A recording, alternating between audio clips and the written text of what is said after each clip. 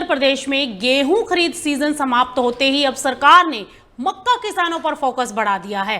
राज्य सरकार ने 15 जून से 31 जुलाई तक 26 जिलों में जायद मक्का की खरीद न्यूनतम समर्थन मूल्य यानी एमएसपी पर शुरू करने का फैसला कर लिया है और इस बार किसानों से मक्का की खरीद 2400 रुपए प्रति क्विंटल के एमएसपी पर की जाएगी और सरकार ने इसके लिए 150 खरीद केंद्र भी बनाए हैं और 25,000 मीट्रिक टन खरीद का लक्ष्य भी रखा है। सरकार का कहना है कि इस पहल का मेन उद्देश्य है किसानों को उनकी उपज का उचित मूल्य दिलाना और कटाई के समय होने वाली औने पौने दामों की बिक्री को रोकना है।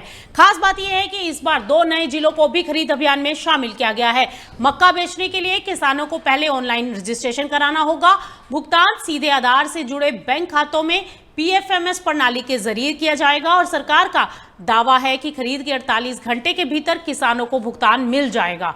पूरी खरीद प्रक्रिया को डिजिटल कर दिया गया है। ई उपार्जन पोर्टल, बायोमेट्रिक सत्यापन और जीपीएस ट्रैकिंग के जरिए खरीद से लेकर भंडारण तक हर गतिविधि पर अब सरकार नजर रखेगी। साथ ही जिला प्रशासन को यह सुनिश्चित करने के निर्देश दिए गए हैं कि खरीद सीधे किसानों से हो, कोई बिचौलियों की भूमिका ना हो। अब बड़ा सवाल यह है कि क्या एमएसपी पर मक्का खरीद किसानों को बेहतर दाम दिला पाएगी?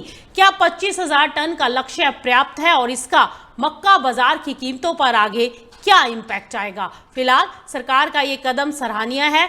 आने वाले समय में इसका पता चलेगा। अब खबर झारखंड की मिट्टी से आ रही है, जहां पर खुशबू, आदिवासी परंपराओं की पहचान और कारीगरों के हाथों का हुनर अब सिर्फ स्थानीय पहचान तक सीमित नहीं रहेगा।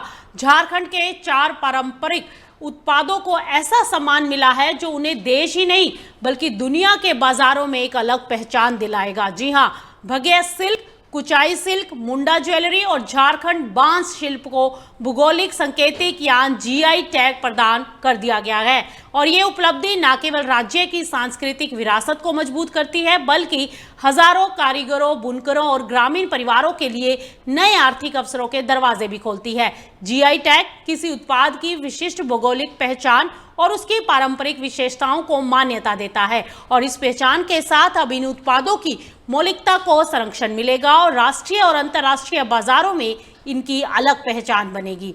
भगेया सिल्क और कुचाई सिल्क झारखंड की सदियों पुरानी रेशम उत्पादन परंपरा का प्रतीक है। इन दोनों रेशम उत्पादों को जीआई टैग मिलने से न केवल उनकी विशेषता सुरक्षित होगी बल्कि बुनकरों और उत्पादकों को बेहतर बाजार और बेहतर मूल्य मिलने की संभावना भी बढ़ जाएगी।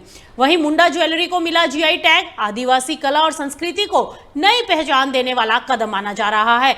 अब कंपनी अपनी अनूठी डिजाइन, पारंपरिक प्रतीकों और सांस्कृतिक महत्व के कारण ये आभूषण लंबे समय से विशेष पहचान रख सकते हैं।